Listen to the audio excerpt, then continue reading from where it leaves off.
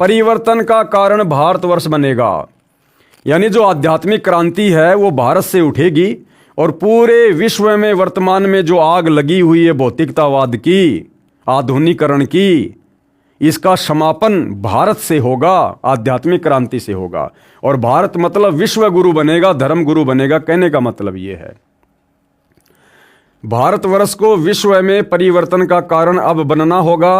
त्रेता में विश्व युद्ध का कारण भारतवर्ष था, क्योंकि रामचंद्र जी गए थे श्रीलंका में युद्ध करने के लिए, तो त्रेता युग में भी राम रावण युद्ध का कारण भारत ही बना था। और द्वापर में भी विश्व युद्ध का कारण भारतवर्ष ही था, यानी महाभारत का युद्ध जिसमें पूरे विश्व की सेनाएं दो भागों में विभाजित हो गई थी, भारत में ही हुआ था। और इस समय भी भारत को ही कारण बनना पड़ेगा।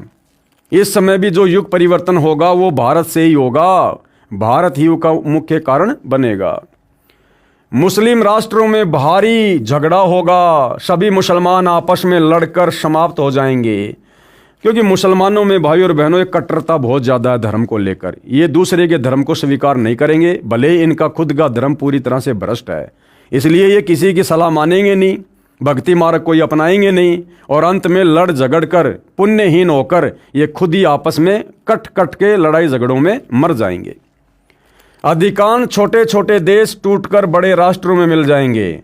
जैसे छोटे छोटे देश हैं, ये तिब्बत है और आपका नेपाल है, भूटान है, बांग्लादेश है, इस प्रकार के छोटे छोटे जो देश हैं जो पहले भी भारत का हिस्सा था, ये सारे वापस भारत में मिल जाएंगे।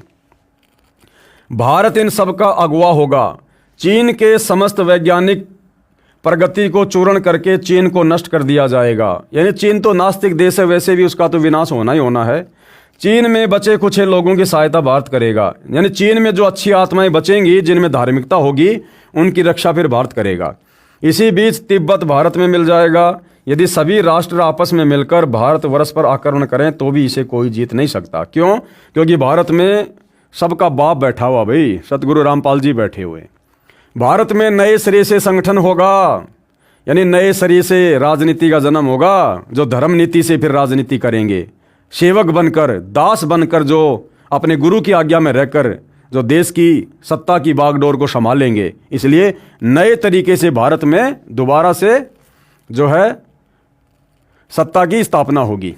यदि विश्व के सभी राष्ट्र जी जान से ये प्रयास करें कि सुरक्षा परिषद अमेरिका से हटकर भारत में ना जाए, तो ये कदापि नहीं होगा। यानी जो सुरक्षा परिषद है, यानी पूरे विश्व के जो भी फैसले वर्तमान में जो लिए जा रहे हैं यूएनओ में, वो यूएनओ कहो या विश्व की सबसे बड़ी पंचायत कहो, वो भारत में ही आएगी।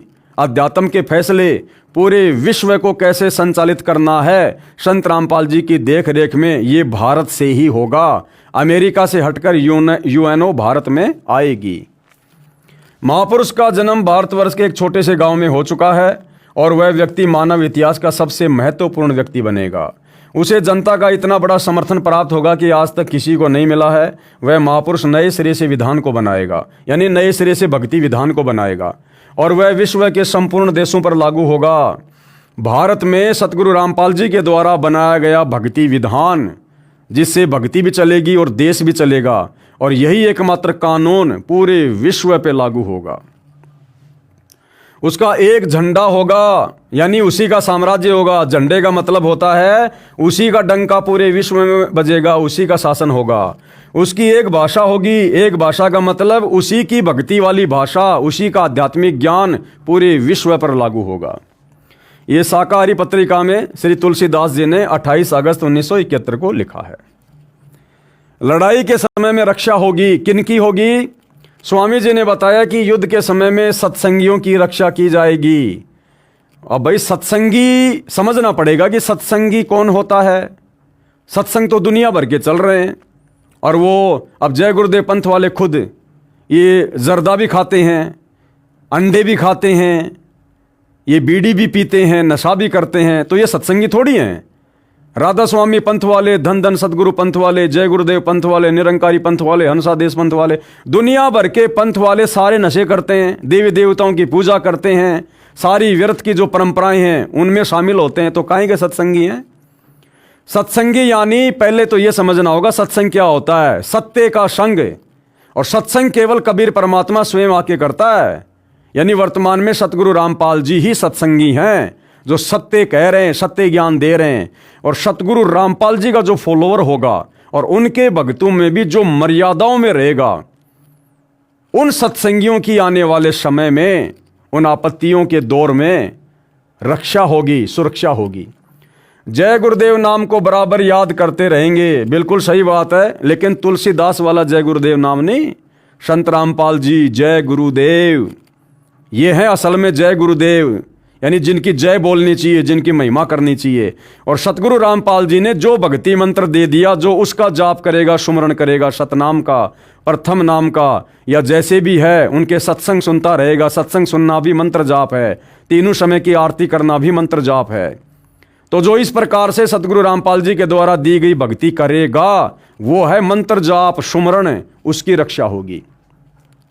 जय गुरुदेव नाम को बराबर याद करते रहेंगे, ये परमात्मा का नाम है और हर क्षण तुम्हारी रक्षा करेगा।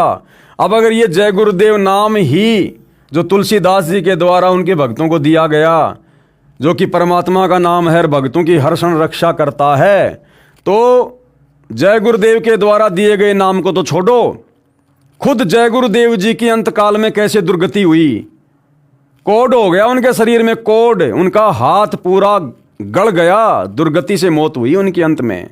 किसकी? खुद जय गुरुदेव की। तो भला जो आदमी जय गुरुदेव नाम जपेगा, उसका क्या होगा जब जय गुरुदेव को खुद को कोड हुआ।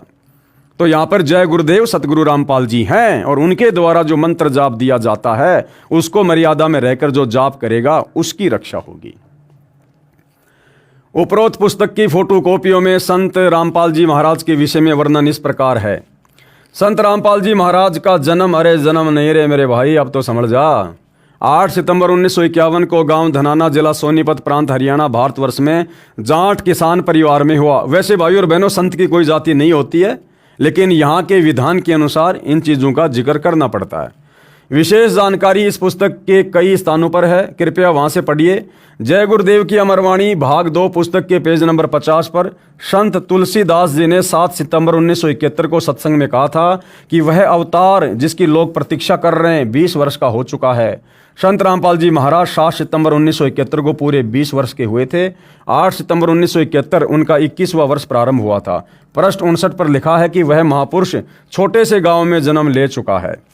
उपरोक्त विवरण से स्पष्ट हो गया है कि वह महापुरुष संत रामपाल जी महाराज ही है।